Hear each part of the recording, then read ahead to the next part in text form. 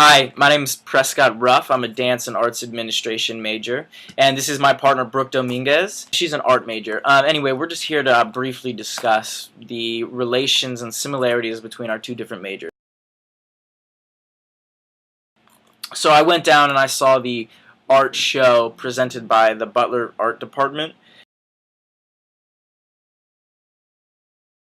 One thing she put out on her table was this lemonade cup. This was a project that she had to create for one of her classes, and it's a representation of something that exists in the world out of cardboard. So this is made completely out of cardboard. This is a lemonade cup, and this is a massive orange. I don't know if you can see how big this is, but this thing is huge.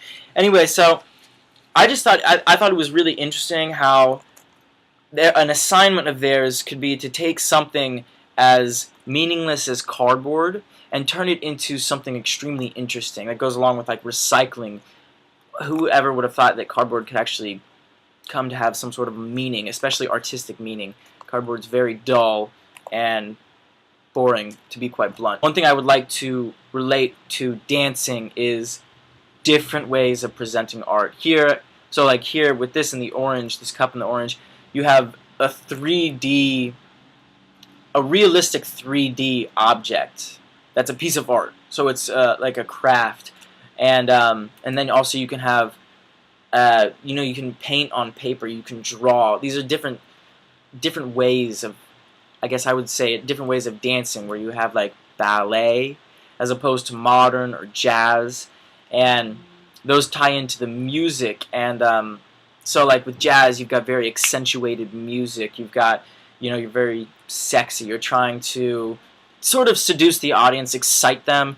Whereas like with ballet, the music is more classical as opposed to the hip hop used for jazz. Anyway, you have like classical music, which is very, very relaxing, but it's more just for entertainment. Ballet is. It's really not something that people can join in on, and you can't participate in ballet.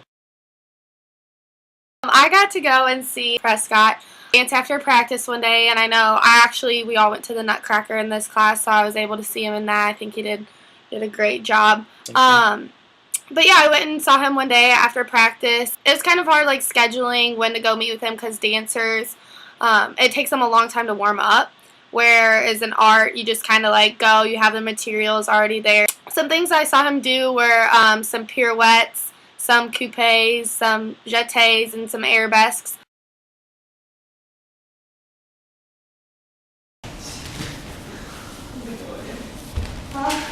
We also talked about some of his favorite techniques to do. His favorite technique is the coupe manège, which is a series of twists and leaps done across the floor, and then you incorporate different moves and tricks in them to do. So I thought that was pretty cool. Some ways that I found it to be similar to art is just a bunch of different techniques that you can use in general.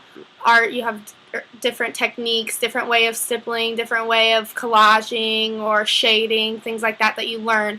And in ballet or dance, you do the same sort of things. It's the same basic movement, but you interpret it in your own way. That's why every dancer is a little bit different. Every artist is a little bit different, because not everyone is exactly the same, and not everyone portrays something in a certain way. So I thought that was kind of interesting. Anyway, yeah, let me touch on a couple topics you brought up in your conversation. And one was that the major difference between dance and visual art is that she said we have to warm up, and that takes, every warm-up class is anywhere from 45 minutes to an hour and a half, so it's very time-consuming and very physically demanding. So the only way for us to convey emotions, thoughts, feelings, or ideas is through our own bodies, through our movement. How we move is also an interesting thing to note.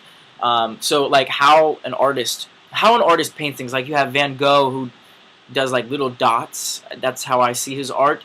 And when you look back in the grand scheme of things, you see this massive picture, but it's all put together from little dots, kind of similar to the photograph thing, where there are thousands of photographs, but if you step back, you can see the picture of Abraham Lincoln or something like that.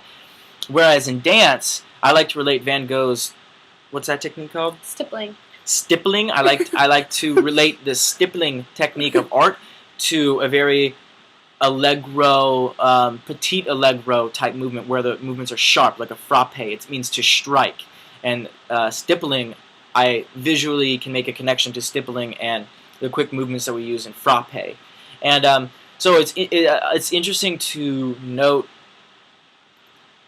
similarities within an art form, but how different they can be. So, for instance, we have like an adagio, and there are some forms of art that just an adagio makes people slow down, just relax, and it's very calming. It's not stressful to watch. It's very easy to watch. It's very visually aesthetic and it's very appealing, but it's not necessarily super impressive. It's just made to convey beauty. It's made to express control, I would say, because it's very difficult to perform. So it is impressive, but it's a very slow and controlled thing. And what kind of a technique in art would be related to, like, it's just made to, like... I think that it just depends, like, on the artist and depends on, like, what kind of medium you're using. Because some art is made to be bold and be like, wow, look at this. This is the focal point. This is the center point. Like, there's deeper meaning. So it kind of just depends, like, on the painting, on the picture, on the... just whatever you're trying to create as a whole. Sometimes, you know, there is really no deeper meaning than just, oh, this is something to look at.